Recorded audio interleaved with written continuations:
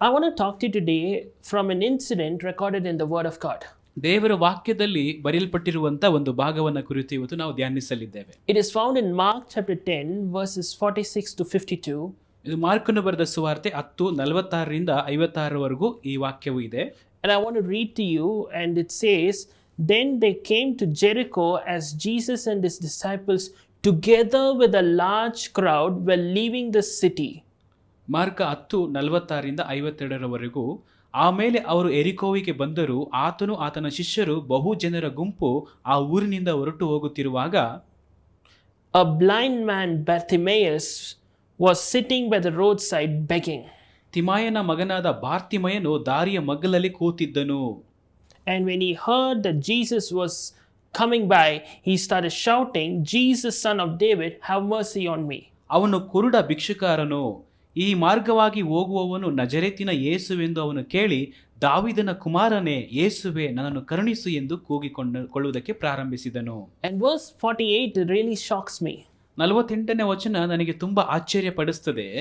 Many rebuked him and told him to be quiet. ಅನೇಕರು ಸುಮ್ಮನಿರು ಎಂದು ಅವನನ್ನು ಗದರಿಸಲು ಪ್ರಾರಂಭಿಸಿದರು. It's such an irony. ನೋಡಿ, ಇದು ಎಷ್ಟು ಒಂದು ದುಃಖಕರವಾದ ವಿಷಯ. There was such a big crowd that was following Jesus. ಒಂದು ಬಹಳ ದೊಡ್ಡ ಗುಂಪು ಯೇಸುವನ್ನ ಹಿಂಬಾಲಿಸ್ತಾ ಇದೆ. These people have seen all the miracles of Jesus thus far. ಯೇಸು ಕ್ರಿಸ್ತನು ಇಲ್ಲಿವರೆಗೂ ಮಾಡಿದಂತಹ ಎಲ್ಲ ಅದ್ಭುತಗಳನ್ನ ಇವರು ನೋಡಿದಂತವರು. This is one of those miracles just about the end of Jesus's earthly life.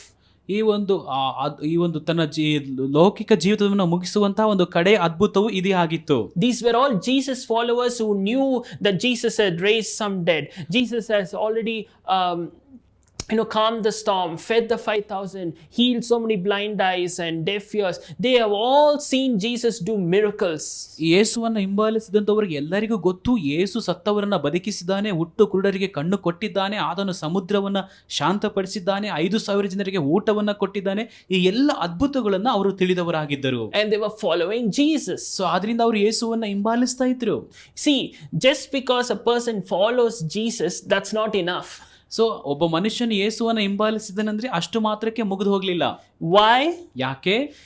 These people, the minute they see that there's this blind man here, ಇಲ್ಲಿ ಅವರು ಆ ಹುಟ್ಟು ಕುರುಡನ ನೋಡುವಾಗ what they should have done? ಅವ್ರು ಏನನ್ನ ಮಾಡಬಹುದಾಗಿತ್ತು? They should have said, Jesus, there's a blind man there. Can you go and heal him? So ಅವ್ರು ಹೇಳ್ಬೇಕಿತ್ತು, ಯೇಸುವೆ ಇಲ್ಲೊಬ್ಬ ಕುರುಡ ಇದ್ದಾನೆ, ನೀನು ಅವನ್ನ ಸ್ವಸ್ಥ ಮಾಡಬಹುದಲ್ವಾ ಅಂತ ಕೇಳ್ಬೋದಿತ್ತು. Or somebody should have said, "Hey blind man, there's Jesus here. Come on, let me take you to Jesus." They should have helped him. So ಒಂದು ವೇಳೆ ಕೆಲವರು ಕುರುಡ ಬಾ, ಯೇಸು ಹತ್ರನ ಕರೆದುಕೊಂಡು ಹೋಗ್ತೇನೆ, ಇದನ್ನ ಸ್ವಸ್ಥ ಮಾಡ್ತಾನೆ ಆತನ ಎಂಬುದಾಗ ಅವರು ಆತನಿಗೆ ಸಹಾಯ ಮಾಡಬಹುದಿತ್ತು. Instead they were telling him, "Shut up." ಆದ್ರೆ ಇದನ್ನ ಹೇಳೋ ಬದಲು ಅವ್ರು ಹೇಳ್ತಿದ್ದಾರೆ, ಸುಮ್ಮನಿರು ಎಂದು ಗದರಿಸ್ತಾ ಇದ್ದಾರೆ. What an irony. ಇದು ಎಂತಹ ದುಃಖಕರ ವಿಷಯ. They are Jesus followers, but they are so insensitive to the need of somebody else. ಅವರು ಯೇಸುವನ್ನ ಹಿಂಬಾಲಿಸ್ತಾ ಇದ್ದಾರೆ, ಆದ್ರೆ ಅವರು ಪ್ರಜ್ಞಾಶೂನ್ಯತೆಯಲ್ಲಿ ಇದ್ದಾರೆ, ಅವರು ಇತರರಿಗೆ ಸಹಾಯ ಮಾಡುತ್ತಿಲ್ಲ. Today my challenge to each and every one of you is, ಇವತ್ತು ನಿನಗೆ ನಮ್ಮ ಇಲ್ಲಿರುವಂತ ಎಲ್ಲರಿಗೆ ಒಂದು ಸವಾಲು ಏನೆಂದರೆ, is not that just that you become a Jesus follower, but you should also be sensitive to the needs of other people. ಇವತ್ತು ಬರೀ ನೀನು ಯೇಸುವನ್ನ ಹಿಂಬಾಲಿಸುವಂತವನಲ್ಲ, ಇತರರಿಗೆ ನೀನು ತುಂಬಾ ಸೂಕ್ಷ್ಮತೆ ಉಳ್ಳವನಾಗಿರಬೇಕು. Some people are over religious and over spiritual, and you know what, they all the time praying, but they don't even care about somebody who is in need. So ಕೆಲವರು ತುಂಬಾ ಪ್ರಾರ್ಥಿಸ್ತಾರೆ, ತುಂಬಾ ಧಾರ್ಮಿಕವಾಗಿ ಇರುತ್ತಾರೆ, ಆದ್ರೆ ಕೆಲವರಿಗೆ ಅಗತ್ಯಗಳಿಗೆ ಅವರು ಸಂಧಿಸುವುದಿಲ್ಲ. I heard one instance where somebody was crying in pain, and the other person said, "No, let me finish my prayer and then I'll come to you." So ಕೆಲವು ಸಾರಿ ಕೆಲವರು ತುಂಬಾ ಅಳ್ತಾ ಇರ್ತಾರೆ, ವೆಯ್ಟ್ ಮಾಡು, ನನ್ನ ಪ್ರಾರ್ಥನೆ ಮುಗಿಸ್ಕೊಂಡು ಆಮೇಲೆ ನಿನ್ನ ಬಳಿಗೆ ನಾನು ಬರ್ತೇನೆ ಎಂಬುದಾಗಿ ಹೇಳುವಂತಹ ವಿಷಯಗಳು. That's not the way to testify about our Jesus, people. ಈ ರೀತಿಯಾಗಿ ನಾವು ನಮ್ಮ ಯೇಸುವನ್ನ ಸಾಕ್ಷೀಕರಿಸಿಕೊಳ್ಳುವಂತದ್ದು ಅಲ್ಲ. Today my challenge is, don't just be a Jesus follower, but be sensitive to the needs of other people. So ಬರೀ ನಾವು ಯೇಸುವನ್ನ ಹಿಂಬಾಲಿಸುವಂತದ್ದೇ ಮಾತ್ರ ಅಲ್ಲ, ಇತರರ ಅಗತ್ಯಗಳಿಗೆ ನಾವು ಸೂಕ್ಷ್ಮತೆ ಉಳ್ಳವರಾಗಿರಬೇಕು.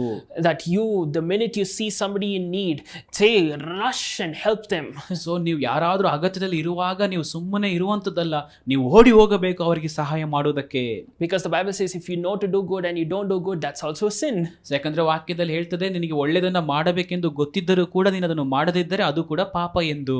So today I want to just leave with this important truth that you and I will get to a place. God, help us not to be an insensitive Jesus follower, but you will help us to be ones who are being the channel of blessing to other people.